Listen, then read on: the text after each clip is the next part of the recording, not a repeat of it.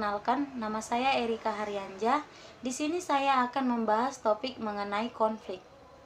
Dalam kehidupan manusia, termasuk dalam dunia kerja, tidak akan terlepas dengan yang namanya konflik. Biasanya timbul dalam kerja sebagai hasil adanya masalah komunikasi, hubungan pribadi, dan struktur organisasi. Lalu, apa yang dimaksud dengan konflik? Menurut Wati 2015, konflik adalah bentuk interaksi antara pihak yang berbeda dalam persepsi, kepentingan, hingga tujuan. Setiap individu sebagai makhluk sosial idealnya dapat saling memahami perbedaan, bekerja sama, dan hidup rukun.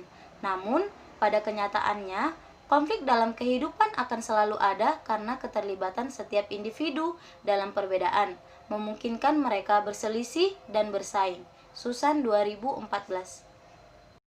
Sebab-sebab timbulnya konflik menurut beberapa ahli. Menurut Anorogo dan Widianti, sebab-sebab timbulnya konflik ada 3, yaitu yang pertama, perbedaan pendapat. Suatu konflik dapat terjadi karena perbedaan pendapat di mana masing-masing pihak merasa dirinya yang paling benar. Yang kedua, salah paham. Misalnya tindakan seseorang mungkin tujuannya baik, tetapi oleh pihak lain tindakan itu dianggap merugikan. Dan yang terakhir, salah satu atau kedua belah pihak merasa dirugikan. Tindakan salah satu mungkin dianggap merugikan orang lain, atau masing-masing merasa dirugikan oleh pihak lain. Namun demikian, selalu ada solusi dalam setiap permasalahan. Konflik tidak melulu berdampak buruk dan menyeramkan. Konflik interpersonal sering dialami individu pada usia rawan dan usia remaja.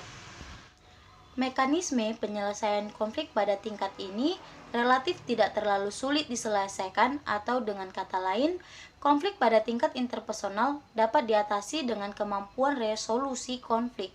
Suhardono 2015. Menurut Devito 2016, konflik antar pribadi dapat diatasi secara efektif jika kedua belah pihak saling terbuka.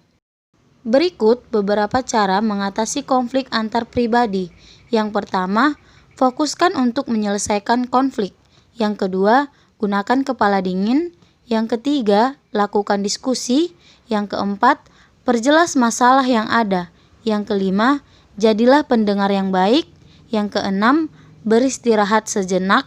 Yang ketujuh, saling memaafkan. Dan yang terakhir, menentukan kesepakatan. Saya akan membahas mengenai tipe-tipe gaya kepemimpinan.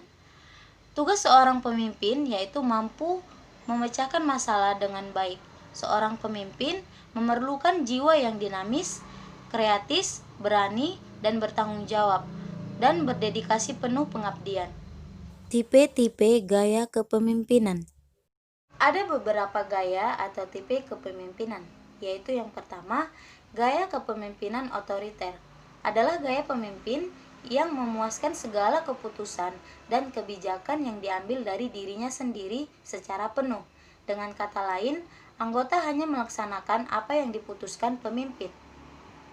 Dan yang kedua adalah gaya kepemimpinan demokratis, yaitu gaya pemimpin yang memberikan wewenangnya secara luas kepada para bawahannya, memiliki peranan yang besar untuk mencapai sasaran dan menyelesaikan masalah yang dihadapinya. Dan yang terakhir yaitu gaya kepemimpinan yang bebas. Pemimpin jenis ini hanya terlibat dalam kuantitas yang kecil, di mana para bawahannya secara aktif menentukan tujuan dan penyelesaian masalah yang dihadapinya. Lalu bagaimana menyelesaikan konflik di sebuah perusahaan? Di dalam perusahaan juga sering terjadi konflik. Adapun cara pemimpin atau HRD untuk mengatasi konflik tersebut adalah yang pertama, memberikan waktu kepada bawahan untuk merenung dan memikirkan jalan keluarnya. Yang kedua, apabila cara tersebut tidak berhasil, pimpinan atau HRD mencari beberapa alternatif, sasaran, masukan yang baik dan memberikan rasa percaya diri kepada bawahan supaya yakin apa yang akan dipilih adalah solusi terbaik. Masalah atau konflik yang terjadi di dalam sebuah kelompok. Selain di dalam perusahaan, masalah juga sering terjadi di dalam sebuah kelompok. banyak cara untuk memecahkan masalah antar kelompok. Misalnya, membuka diri, menerima umpan balik, menaruh kepercayaan terhadap orang lain. Ada beberapa strategi mengatasi masalah di dalam kelompok atau organisasi, yaitu yang pertama, memecahkan masalah melalui sikap kooperatif, yaitu melalui sikap ini, orang berusaha untuk melepaskan perbedaan yang tidak prinsipil. Yang kedua, memperhalus masalah, artinya melicinkan jalan atau memperhalus konflik atau masalah untuk memecahkan masalah tersebut. Yang ketiga, kompromi, merupakan proses saling berjanji antara kedua belah pihak yang bersedia melupakan sebagian dari tuntutannya sehingga tidak ada lagi pihak yang menang atau kalah. Yang keempat, mempersatukan tujuan. Tujuan yang dipersatukan sama dengan tujuan yang harus dicapai oleh kelompok tersebut. Dan yang terakhir, menghindari masalah, yaitu bertujuan untuk tidak melakukan, menentang, atau untuk menghindari masalah. Sekian hasil presentasi dari saya ucapkan terima kasih.